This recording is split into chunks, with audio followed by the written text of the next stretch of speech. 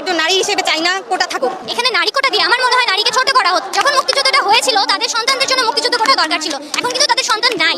সরকারি চাকরি 56% কোটা। কোটা আন্দোলন, কোটা সংস্কারের আন্দোলন চলতেছে। আপনারা জানেন যে গতকালকেও বিভিন্ন জায়গায় মারামারি হয়েছে, আমরা অনেকেই নিউজে দেখছি। আমার কাছে মনে হচ্ছে আজকেও এই জায়গায় পুলিশ যাবে, এখানে আমাদের এই তদন্ত কমিটি করা মানে একটু আস্তে, এর মানে হজম করার জন্য একটু টাইম নেওয়া। এগুলো আমার অভিজ্ঞতা থেকে বললাম।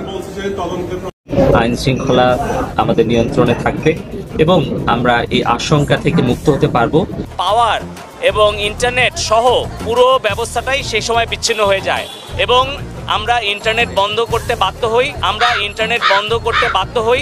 মিথ্যা কথা বললে অনেক মিথ্যা কথা মানে অনেক একটা মিথ্যা কথা বললে।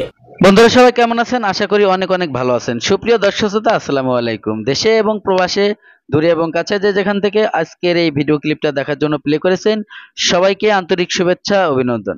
সুপ্রিয় দর্শক শ্রোতা, শুরু থেকে কয়েকটি ভিডিও ক্লিপের অংশ দেখেছেন, সবগুলো ভিডিও আপনাদের সাথে দেখাবো এবং এই ভিডিও নিয়ে কয়েকটি কথা বলবো আপনাদের সাথে। সুপ্রিয় দর্শক শ্রোতা, ব্যারিস্টার সুমন ভাই আবারও কোঠা আন্দোলনকারীকে নিয়ে এবং কোঠা রাজনীতি নিয়ে এবং কোঠা ছাত্রছাত্রীদেরকে নিয়ে আবারও একটি মন্তব্য করলো, একটি বক্তব্য দিল। ইতিমধ্যে ব্যারিস্টার সুমন ভাইয়ের কিন্তু কয়েকটা ভিডিও ক্লিপ আপনারা শুনেছেন এবং দেখেছেন। তিনি কিন্তু বাংলাদেশের এই ছাত্র আন্দোলন এবং কোঠা আন্দোলনকে কেন্দ্র করে কয়েকটি বক্তব্য দিয়েছেন। উনি হাইকোর্টের মামলার জন্য লড়েছেন এবং ছাত্রছাত্রীদেরকে একটি উৎসাহত কথা দিয়েছিল, সেটা হয়তো ওনার কথা অনেকেই মানে নাই। সুপ্রিয় দর্শক শ্রোতা, উনি কিন্তু নিরপেক্ষভাবে কাজ করেছে। দর্শক, এই ব্যারিস্টার সুমন ভাইকে নিয়ে অনেকেরই মন্তব্য আছে, অবশ্যই আপনাদের মতামত কমেন্ট বক্সে কমেন্ট করে জানাবেন। চলুন আমরা সেই ভিডিও ক্লিপটা দেখি।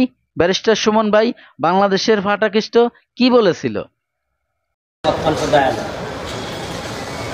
কোটা আন্দোলন, কোটা সংস্কারের আন্দোলন চলতেছে। আপনারা জানেন যে গতকালকেও বিভিন্ন জায়গায় মারামারি হয়েছে, আমরা অনেকেই নিউজে দেখছি। আমার কাছে মনে হচ্ছে আজকেও দেখলাম যে ছাত্রলীগের প্রোগ্রাম দিয়েছে, আবার যারা কোটা সংস্কারের জন্য আন্দোলন করতেছেন তারাও প্রোগ্রাম দিয়েছেন। তো মোটামুটি দেখা যাচ্ছে যে একটা মারামারি অবধারিত। এই পর্যায়ে আমার কাছে মনে হয়েছে যে আমি একজন এমপি হিসাবে আমার কিছু কথা বলা দরকার। প্রথম যে কথাটা বলতে চাই যে মাননীয় প্রধানমন্ত্রী, সরকার প্রধান, উনিও কোটা সংস্কারের কথা বলেছেন। যারা আন্দোলন করতেছেন তারাও একটা যৌক্তিক সংস্কার চাচ্ছেন। তো দুইজনেরই তো চাওয়া এক, তারপরও এত আন্দোলন কেন হচ্ছে? এর মানে হচ্ছে গিয়ে দুইজনের প্রতি হয়তো বিশ্বস্ততা কম, অথবা দুইজনকে বুঝে উঠতে পারতেছেন না।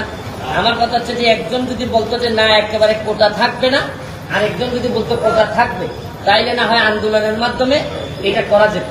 এখন প্রশ্ন হচ্ছে গিয়ে যে যারা প্রথমে আন্দোলন শুরু করছিলেন তাদের এই আন্দোলনকে অনেকে আমরা যৌক্তিক মনে করছি, কিন্তু যখন এই আন্দোলনটাতে যখন রাজাকার স্লোগান চলে আসলো, যখন দেখা গেল যে সরকার বিরোধী, দেশ বিরোধী কিছু মানুষও এই আন্দোলনের সাথে জড়াই গেছে, তখন তো আর সরকার বসে থাকতে পারে না। তখন মনে হয়েছে যে এই আন্দোলনটাকে একটা সরকার বিরোধী আন্দোলন, কোটা সংস্কারের আন্দোলন রেখে এটা একটা সরকার বিরোধী আন্দোলনের দিকে মনে হচ্ছে এবং সরকার তাই মনে করতেছে। আমার এদের আচরণ দেখে মনে হইতেছে।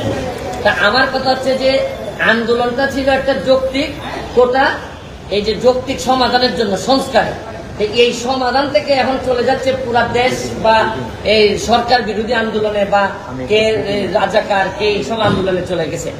আমি যেটা বলতে চাই, এখানে আরেকটি পক্ষ যুক্ত হয়েছে। এটা হচ্ছে গিয়ে যে এই কোটা সংস্কারের বিষয়টি আদালতের এখতিয়ার। আপনারা জানেন যে এটা প্রধান বিচারপতির আদালতে এই জিনিসটা আছে। আপনি আদালতকে যদি না মানেন তাইলে তো আমাদের আরেকটা কনস্টিটিউশনাল একটা ক্রাইসিসে আমরা পড়ে যাব। আমার বক্তব্য হচ্ছে পরিষ্কার, যারা আজকে যারা মুখোমুখি হচ্ছেন তাদের প্রতি আমার একটা দাবি, কারণ বেশ কিছুদিন ধরে সাধারণ মানুষের অনেক কষ্ট হচ্ছে। আমি বলছি না যে আপনাদের দাবিও যৌক্তিক, আমি বলতে চাচ্ছি যে আপনাদের এই দাবি আদায়ের যে প্রক্রিয়াটাকে আদালত পর্যন্ত একটু অপেক্ষা করা যায় কিনা।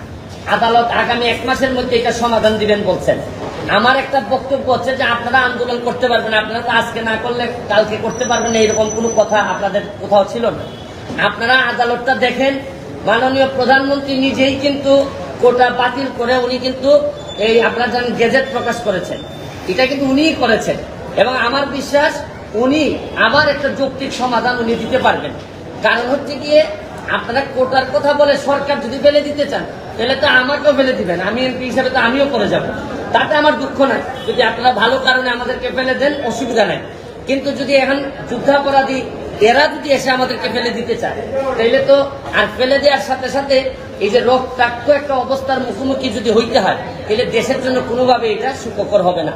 আমার বক্তব্য হচ্ছে আপনারা অন্তত 1 মাসের জন্য এটাকে স্থগিত করেন এবং প্রয়োজনে আমি আপনাদেরকে নিয়ে যারা কোটা সংস্কারের আন্দোলন করতেছেন তাদের যারা নেতৃবৃন্দ তাদেরকে নিয়ে যারা আসলেই প্রকৃত ছাত্র তাদেরকে সাথে করে নিয়ে প্রয়োজনে আমি প্রাইম মিনিস্টারের সাথে বসবো, বসে কথা বলবো যাতে একটা যৌক্তিক সমাধান করা যায়।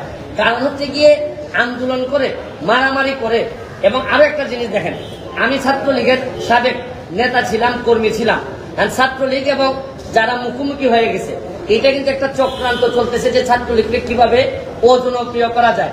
কারণ আপনি যখন একটা দুইটা দলের মুখোমুখি করবেন, সব এখন ছাত্রলীগ যদি কাউরে বাড়ি দেয় অথবা ছাত্রলীগ বাড়ি খায় তখন কিন্তু হয়তো একটা খারাপ পরিস্থিতির দিকে যাবে, ছাত্রলীগকে আরো অজনপ্রিয় করার একটা প্রক্রিয়া চলতেছে। আমি মনে করি আমি ছাত্রলীগকেও দাবি জানাবো যে আপনারা প্রকৃত অর্থে যদি কাউকে প্রতিহত করেন তাহলে যদি দেখা যায় যে এই আন্দোলনের বাইরে থেকে কেউ এসে সরকারের ক্ষতি করতে চায়, রাষ্ট্রের ক্ষতি করতে চায়, তাদেরকে আপনারা প্রশাসনের কাছে হস্তান্তর করবেন, নিজেরা আইন তুলে নিবেন না।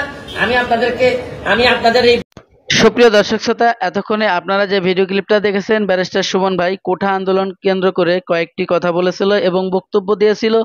আশা করি হয়তো আপনাদের ভালো লেগেছে। আর যদি ভালো লেগে থাকে অবশ্যই আপনার মূল্যবান মতামত কমেন্ট বক্সে কমেন্ট করে জানাবেন। ভিডিওটি লাইক কমেন্ট শেয়ার করে দেবেন, আপনাদের বন্ধুদেরকে দেখার সুযোগ করে দেবেন। সুপ্রিয় দর্শক শ্রোতা, এখন আপনাদের সাথে আরো 2টি ভিডিও ক্লিপ শেয়ার করব। ইতিমধ্যে আপনাদের সাথে কয়েকটি কথা বলে নেব। আমাদের যোগাযোগ এবং প্রতিমন্ত্রী পলক ভাই এবং পলক স্যার উনি কিন্তু এই টেলিযোগাযোগ নিয়ে অনেক দিন যাবত কাজ করতেছে এবং ইতিমধ্যে আমাদের কিন্তু ইন্টারনেট ছিল না প্রায় 8 থেকে 10 দিন। তো আমাদের ইন্টারনেট হয়তো 2-1 দিনের মধ্যে পেয়ে যাব। দর্শক, উনি কিন্তু কয়েকটি কথা বলেছে ইন্টারনেট বন্ধ করা নিয়ে এবং ইন্টারনেট চালু করা নিয়ে। অনেকেই এটা টোল হিসেবে দেখতেছে, আমি জানি না এটা কতটুকু সত্যতা। আপনাদের যদি জানা থাকে অবশ্যই কমেন্ট বক্সে কমেন্ট করে জানাবেন। দর্শক, এখানে আমাদের অনন্ত জলিল সাহেব উনি কিন্তু একটি কথা বলছিল যে একটি মিথ্যাকে ঢাকতে যেয়ে অনেকগুলো মিথ্যা বলতে হয়। তো চলুন আমরা সেই চাঞ্চল্যকর তথ্য জানার এই ভিডিওটি দেখি, তাহলে আমরা অনেক কিছু জানতে পারবো আমাদের টেলিযোগাযোগ মন্ত্রী পলক স্যার কি বলেছিল।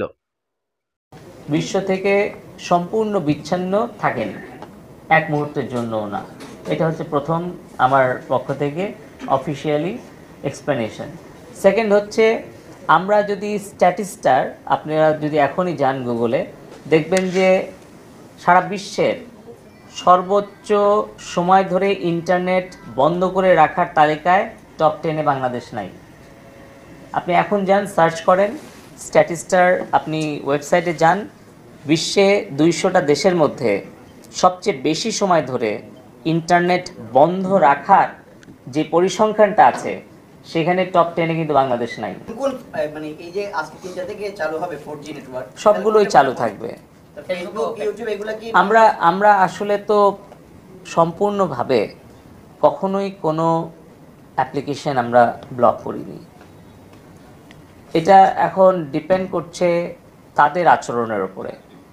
এখন তারা যদি আমাদের দেশের আইন, সংবিধান এবং নিরাপত্তা সব কিছু বিবেচনায় রেখে তারা যদি দায়িত্বশীল আচরণ করে তাহলে অবশ্যই তারা বাংলাদেশে আমাদের সকলের সহযোগিতা পাবে এবং আমরা কোনো কিছু ব্লক করতে চাই না, কিন্তু আমরা তাদের ব্যাখ্যাটা জানতে চাচ্ছি।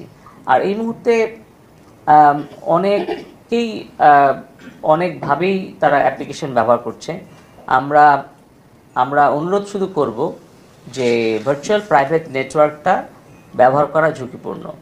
অতএব ব্যক্তিগত নিরাপত্তা, ব্যক্তিগত সুরক্ষা এবং তথ্যের সুরক্ষা এই সব কিছু বিবেচনা রেখে যেন ভার্চুয়াল প্রাইভেট নেটওয়ার্ক এটা ব্যবহার থেকে আমরা বিরত থাকি।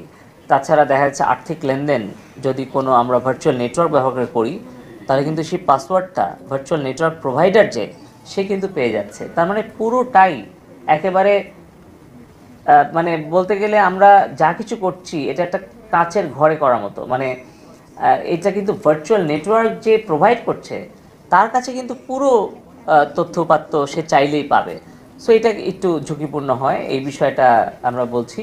আমরা সাইবার সিকিউরিটি নিয়েও আগামী পরশুদিন একটা মিটিং দিয়েছি, গতকালকেও আমরা একটা এক্সক্লুসিভ মিটিং করেছি, সেখান থেকে অনেক কিছু ঝুঁকি আমরা চিহ্নিত করেছি। আমরা আসলে এখন সবাই সম্মিলিতভাবে কাজ করছি। তো এই মুহূর্তে আমি নির্দিষ্ট কোনো অ্যাপ্লিকেশনের কথা বলছি না, এটা আমাদের আইন শৃঙ্খলা রক্ষাকারী বাহিনী, গোয়েন্দা সংস্থা তাদের নির্দেশনা পরামর্শক্রমেই আমরা প্রযুক্তিগত সহায়তা দিচ্ছি। ফলে তাদের যখন যেখানে যে ধরনের সহযোগিতা প্রয়োজন হচ্ছে আমরা একসাথেই কাজ করছি সেইখানে তাদেরকে সেই সহযোগিতা দেওয়ার জন্য। ফলে আমি নির্দিষ্টভাবে কোনো অ্যাপ্লিকেশন বা কোনো প্ল্যাটফর্ম বা কোনো ওয়েবসাইট আমি এই মুহূর্তে উল্লেখ করতে চাচ্ছি না। কোনো অপপ্রচারে বিভ্রান্ত না হয়, গুজবে কান না দেয় এবং ইন্টারনেটে যাই দেখছে যাই শুনছে সেটা সত্য মিথ্যা যাচাই না করে যেন এটা বিশ্বাস না করে, শেয়ার না করে। কারণ আজকে আমরা মোবাইল 4G নেটওয়ার্ক আমরা ওপেন করে দিচ্ছি, ফলে অবাধ তথ্য প্রবাহ যখন হবে তখন কিন্তু এর সাথে সাথে কিছু মিথ্যা গুজবও ছড়ানোর চেষ্টা করবে দেশ এবং বিদেশ থেকে। তো আমি আমাদের গণমাধ্যমের সাংবাদিক ভাই বোনদের মাধ্যমে আমি সকল ইন্টারনেট ব্যবহারকারী দেশের সকল জনগণকে অনুরোধ করতে চাই যে আপনারা সত্য মিথ্যা যাচাই আগে ইন্টারনেটে শেয়ার করে এই নীতিতে আমরা সকলে যদি চলি এবং যাই কিছু আমরা দেখি না কেন, যাই কিছু আমরা ইন্টারনেটে আমরা শুনি না কেন। প্রিয় দর্শক, ধৈর্য সহকারে যারা আমার এই ভিডিওর ক্লিপটা দেখেছেন আর হয়তোবা আপনাদের ভালো লেগেছে, আর যদি ভালো লেগে থাকে অবশ্যই আপনার মূল্যবান মতামত কমেন্ট বক্সে কমেন্ট করে জানাবেন। এবং ভিডিওটি যদি ভালো লাগে, চ্যানেলটিকে যদি সাবস্ক্রাইব করতে মন চায় অবশ্যই সাবস্ক্রাইব করে রাখবেন পরবর্তী ভিডিও পাওয়ার জন্য। দর্শক, আজকের মতো ভিডিও থেকে বিদায় নেব। সবাই ভালো থাকবেন, সুস্থ থাকবেন। আল্লাহ হাফেজ।